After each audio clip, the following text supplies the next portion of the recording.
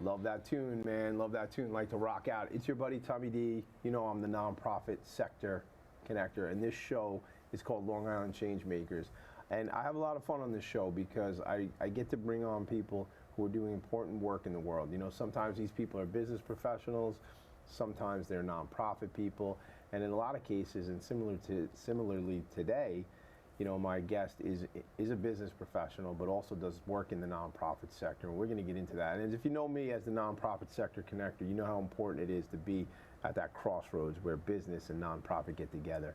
So without further ado, Long Island Changemakers, Jerry Blaine is here, LDI, excuse me. I knew how to say it and I said it wrong anyway, LDI Connect. Jerry, hello there, sir. Hello. I'm glad you're here. Thank you so much. My pleasure. You know, you said something right before we started, and you said, Tommy, I'm happy to be here. I like your energy. And that means a lot, man. That's really good. I appreciate that. We met at a dinner. Christina Gerler from your team, she had, there was a bunch of us getting together, some folks doing some work in the nonprofit sector. And unfortunately, you were so far across the table from me, and it was like loud in that restaurant that night. And it was one of those things, I was like squinting to try and hear everybody, you know, but I remember hearing something that really stuck out with me, which we'll get into, is what I would call culture from the perspective of, you know, we own this employee benefits agency, so we're constantly talking to HR departments about benefits and culture. And what I was taken by was what you said about how when an employee brings to you an important cause to them, a nonprofit that may be important to them, you do what you guys can as a business to really get involved. And we'll talk about what some of that was. But I had said to you that night as I was leaving, I said, look, man, I have this show, Long Island Changemakers. Based on that interaction we had, I said, based on what you were saying, I'd love to get you on the show to tell that story, because I think CEOs, C-level executives of other companies can certainly learn from how do I, as a business and through a culture, focus on what's important to my people. So I wanted to talk about that, but before we even get into that, you know, can you tell me about LDI Connect, how, you know, how you get into the work you're doing, what the work is that you're doing, and we'll go into that. Okay, well, very simply, we're an office technology company. We provide, you know, hardware, software, and service delivery on every aspect of office technology. So the company has its foundation in print, you know, which simply would be copiers and printers. And over the years, we've added practices in document management, you know, into the digital age. So LDI Connect was started just exactly 25 years ago. Okay. And the DI in LDI is digital. Yeah. And we did nothing that wasn't digital. And at that time, 25 years ago, we forewent, if that's a word, I think it is. On this show, we make up words. Forego or forewent. We foregoed any analog product. And that's 25 years ago. So you, to say another thing, that was, you were on the cutting edge at that point. Is that right? We were at that point. We were actually on the bleeding edge. You know, we like to say that you know, we're now, you know, just a step back from the bleeding edge in terms of technology, and you know, on that cutting edge. Yeah. But then it was really a bleeding edge. Why did you want to be out there on the edge like that? What was the vision? That's where the future was going. Right. This was going to be a digital world. Yeah. And that's what we wanted to do. We wanted to be a part of it. For me, it was really a second iteration. I was, you know, president of a previous company called Leslie. Okay. We were a, you know, pretty big company headquartered out here on Long Island. We had about 600 employees at the time, and the company was sold to a public company. Okay.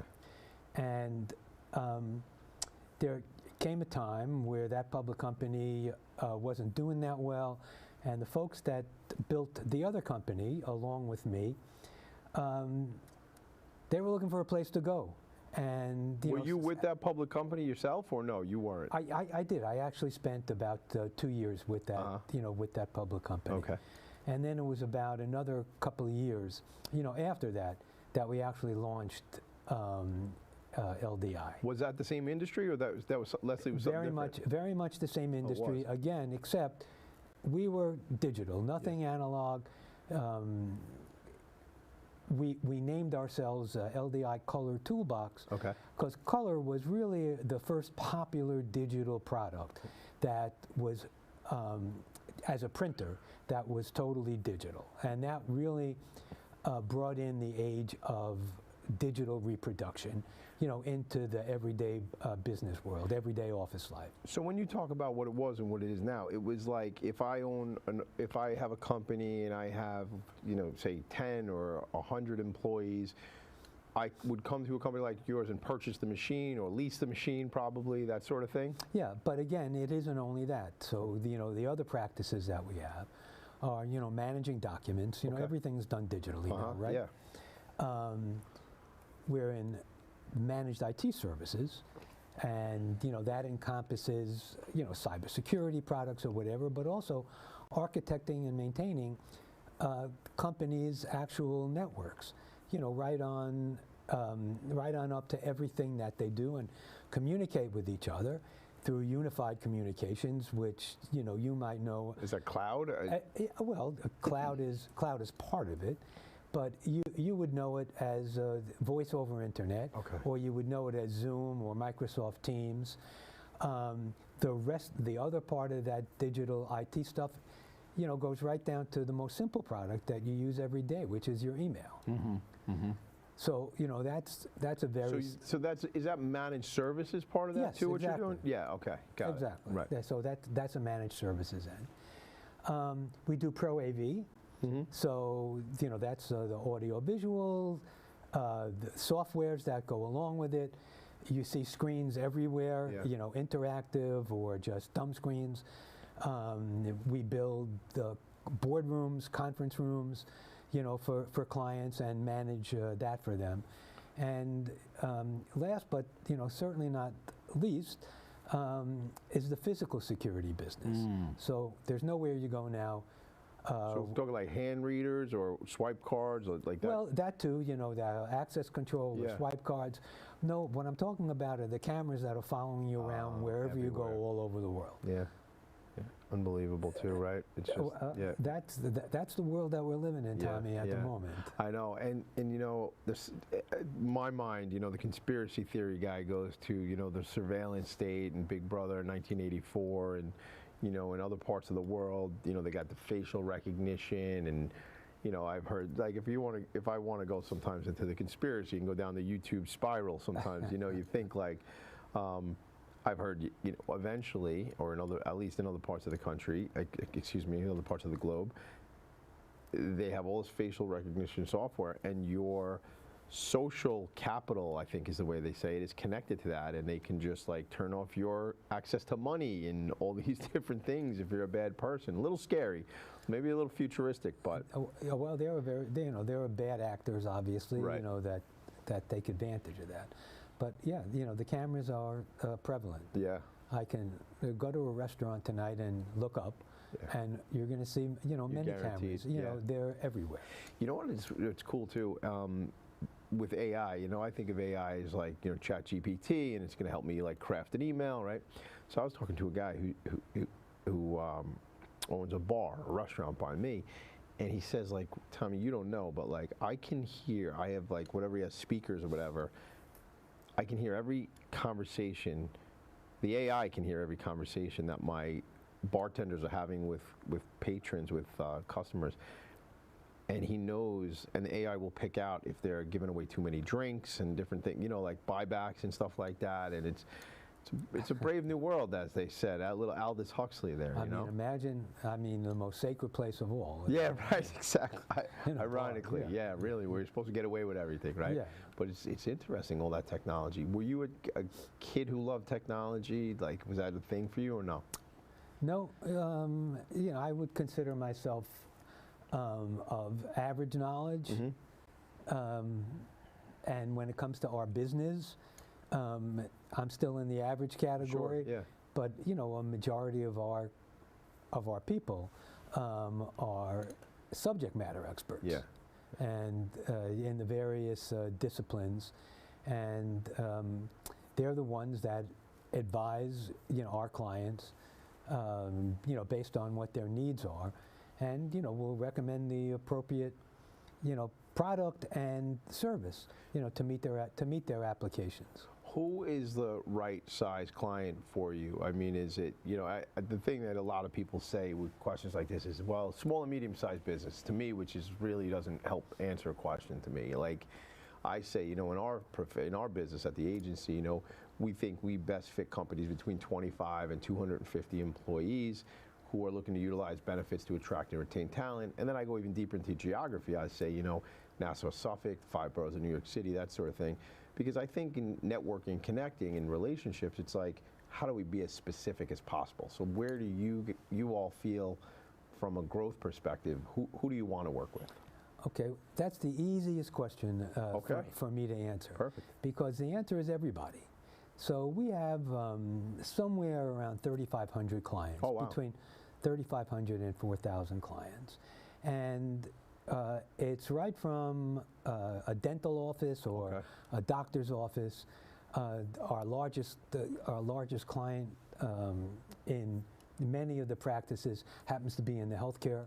Yeah. They're a very large, healthcare system. Okay.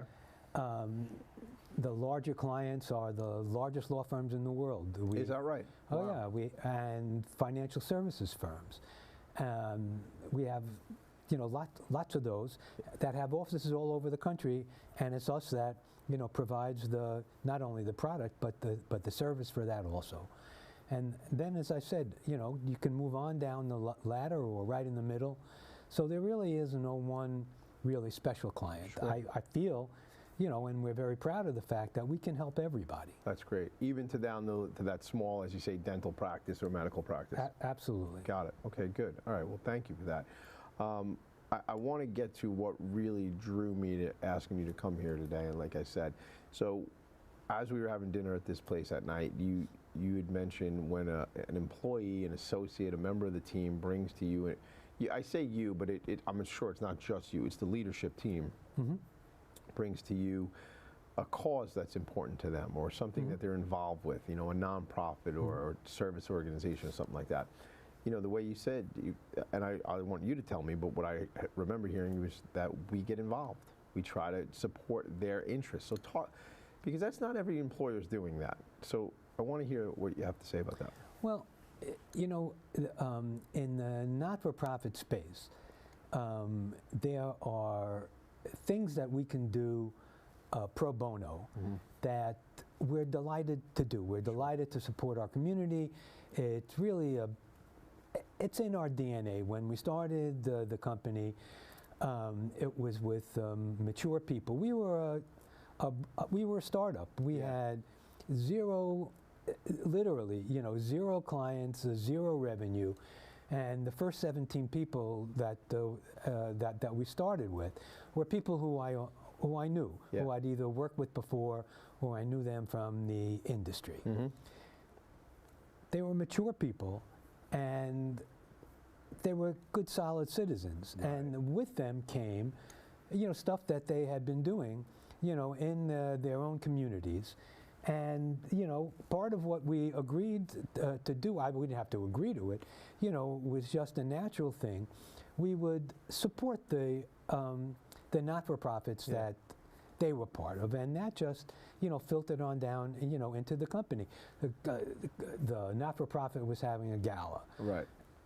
They needed stuff printed or whatever. I mean, we would do that. We had, showrooms in Manhattan. We had showrooms out here. We would be happy, to do stuff like that. And then, of course, if any of our employees comes to us and said, look, I'm going to vote with my feet too, not just giving stuff away, but I want to be part of it, part of that not-for-profit. I want to be on the board, and I want the company to, to support that not-for-profit too. And we do that. That's great. Again, what that does, from my perspective, is builds loyalty with the rank and file, with everybody, because that means, look at this employer. This is who I work for. This is a good corporate citizen, as we talk about now. In a time when corporate social responsibility is so important, And I believe sometimes companies, I think like the bigger, the flashy publicly traded companies and stuff like that, sometimes I think they do these things just for marketing. And maybe that's me. And I'm not a negative guy. I mean, you know me a little bit. Yeah. I'm pretty positive but I think sometimes it's about the branding and the commercialism and not all the time about the but that's what I see in those big companies. I don't see that with work. Well, I'm not going to speak for anybody else. Right, yeah. But, certainly within our own company, we do also business with Sure. not-for-profit companies. Yeah. We're not going to turn that away. The only thing I can tell you is that we treat them like every other customer or every other prospect. If we're not the right solution for them, then we don't want them as a client. Not good for them, and it's not good for us. Yeah, totally agree. And our firm, Vanguard Benefits, we love to do work with the nonprofit sector. So, you make a choice too, who you want to work with, and I want to just pivot, if we could, to, you mentioned you personally are involved 3 different boards of nonprofit organizations. Mm-hmm. Yeah, did you say you chair 3 different boards? I chair 2. I chair 2, and I'm on the board of another board. So can we mention some of the ones you're connected to? Sure. Yeah. Okay. So because I mean, the one we started talking about before we started the show. I know that called the Corporate Source. Corporate Source. Right. So you're familiar with that. Yeah. Let's talk about that. Yeah, and that's probably the second most interesting. One for me. It's an agency where there are approximately 400 people with various disabilities who go to work every single day and get a paycheck and are the masters of their own financial destiny, even through the disabilities that they have, which might exclude them, from working in a so-called corporate environment or any place else for that matter. And the unique part of the Corporate Source is that those 400 people work for us. Yes. We're an outsourcing agency, us meaning the Corporate Source. And it's an easy hire for a so-called do-gooder corporation, right, or somebody that's looking for a skill set and an employee that they can count on. And, our guarantee to a potential client of Corporate Sources, they don't go through your HR. You don't like them. Your people don't like them. They don't like the way that they look. Whatever their reason may be, good or bad. Yeah. It's not on you. Yeah. That's all on us. And I can tell. So the wrong word maybe, but the risk to that employer is not so high. It's zero. Yeah. I mean, it basically you'll replace is that. You'll reallocate that human capital, right, to another client or something maybe. Yeah, or another opportunity for that. For that person. Whatever. Yeah. And the most interesting thing about it is that we have almost 100% retention over 20 years of your clients. Of our clients. They're happy with with our folks, and it's a contract like you would engage any business to business agreement. We do this, you pay that, and there's basically no formal government involved, in this thing. The government doesn't support us. We win contracts, based on. That's the only revenue. So it's not, you're not going out. The Corporate Source as a nonprofit, which is a nonprofit, correct, is not going out. That's a social enterprise. They have employees who are working these jobs. They work for you, but then they're assigned to go do these tasks at other places. Right. It's such a great model. And I'm aware of the organization because we have a family foundation, the Lindy Lou Foundation, and years ago, the Lindy Lou Foundation is a member of my cousin, and we had a couple times supported. One year, I think we got like lunch packs for some of the workers to take, lunch bags, And another year, we had done a Met game with Linda Berman, who used to be the director of development over there at the corporate source. Right. Yeah. You know, there's a certain element of, you know, fundraising that we do, but you know, the fundraising goes for other services that we can provide to our employees and their families. Yes. Right. Yeah. That's not the revenue stream for the organization. Literally, it operates as a business. It operates as a business. That's great. It's a great model. Yeah. So but now that was like stack ranked. It sounds like there's one that's even has a cool story that you wanted to tell too. Another organization you're involved with. Another organization that I'm involved with, which was the story was, you know, kind of interesting. So you know, one Sunday afternoon I opened. This is about 7-8 years ago. I opened up the Sunday New York Times. I guess I was still reading the paper at the time because like the actual paper? The actual newspaper, yeah. I don't do that anymore. No, do you read on your phone or on the computer? No, on a computer. Yeah. And there's a story about this guy just got out of Harvard, you know, graduated, and he went back to his old neighborhood in Brooklyn, Brownsville, Brooklyn. I don't know if you're familiar with the area or whatever. Yeah, it's a tough neighborhood. And he came out of Harvard and he started an organization that I was stunned at what the purpose of the organization was, which was to provide employment, you know, for kids in the neighborhood, kids who are at risk, you know, meaning that they're not in school and they're not at work. And, you know, they were basically, you know, teenagers to, you know, maybe early 20s or, you know, something like that. And the basis of the business was providing exactly stuff that we did with print machines. Really? Yes. You know, whether it was doing graphic design, doing brochures, you know, through, you know, various graphics. Why was that interesting to him, that particular industry? Was it interesting to him, you mean? Yeah, like how did because there was a great skill set that he personally could, you know, or engineer, you know, to teach these kids, you know, which would be a trade, and get them interested in something that, you know, they might enjoy. And it's morphed into, you know, a lot of other, you know, disciplines also. And we had a showroom full of the stuff that they needed. Sure, it's perfect. So I called him up. He wasn't hard to find. And I said, hey, look, you know, we got this, you know, wonderful showroom in the city. And, you know, out here on Long Island, but, you know, they were in, you know, they were in Brooklyn. And he asked me what my connection was. I said, that's where I was raised, you know. Are you from Brownsville? Yes. Oh, wow. So, you know, I spent a lot of my childhood there. I knew the neighborhood. I knew what these kids were up against. You know, I went through it myself. And I said, you know, like, let's get together. And, you know, the guy is like a saint.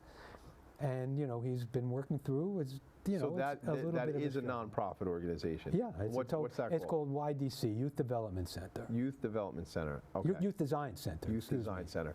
So you and LDI Connect become like the corporate connection for that, as well as the place for them to go do the programming and the training and stuff. Yeah, exactly.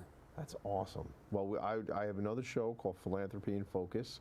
I'd love to get the executive director or the CEO of that show, of that organization, Youth Design Center, right? Love to get them connected and have them come on my show, because it's that work of the nonprofits. And that's somebody, you said, he's Harvard grad, came up with this idea and just wanted to, is he from Brownsville? Yeah. Yeah. Yeah, awesome. Yeah. That's so cool. And, you know, he put together this, you know, wonderful board. You're on the board there too? Yeah. Yeah. Yeah. And that's a little bit more of a struggle, but, you know, nonetheless, you know, he's out there plugging away, and, you know, it's just nothing but to admire. Yeah. Yeah, you know, it's those sort of stories that no one has to do any of these things. You know, no one, it's that draw that people have. And, you know, in this case, he's from Brownsville. He goes to Harvard, so feels the affinity to his neighborhood, right? So wants to give back. But there's another option. You don't go back.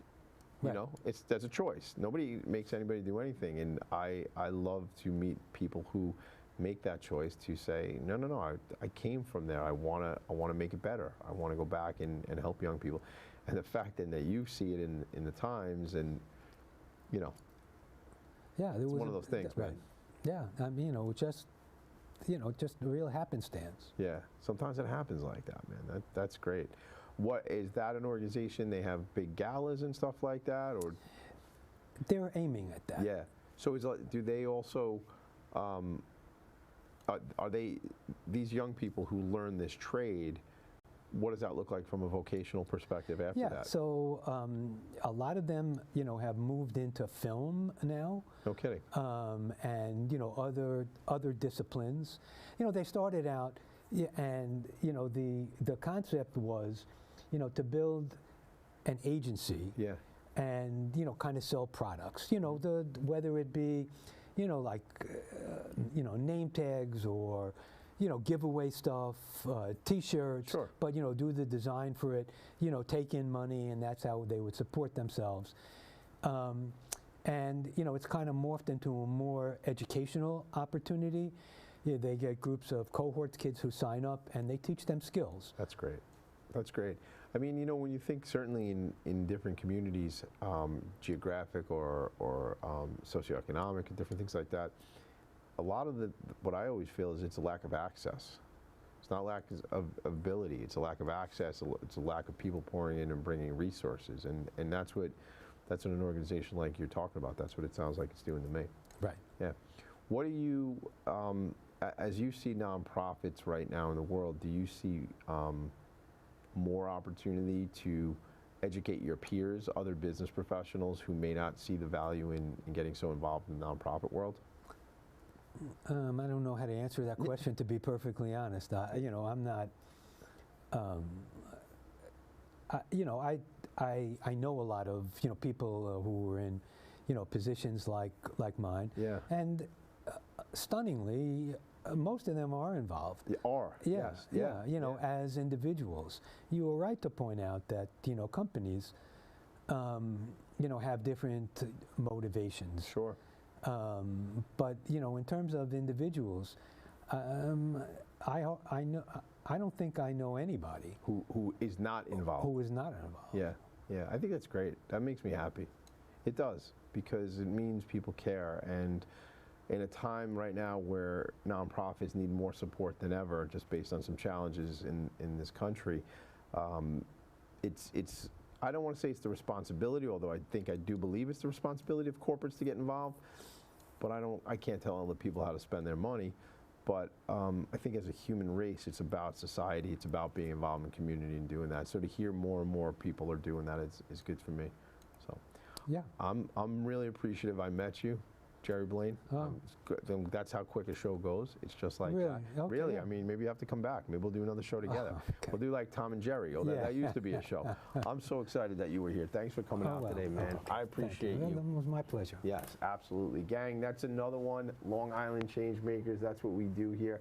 I am highlighting people that I believe are doing important work on the front lines here on my island, Strong Island, Long Island, baby. Make it a great day. I'll see you all later. This has been another In Focus production. Thanks so much, gang. Bye.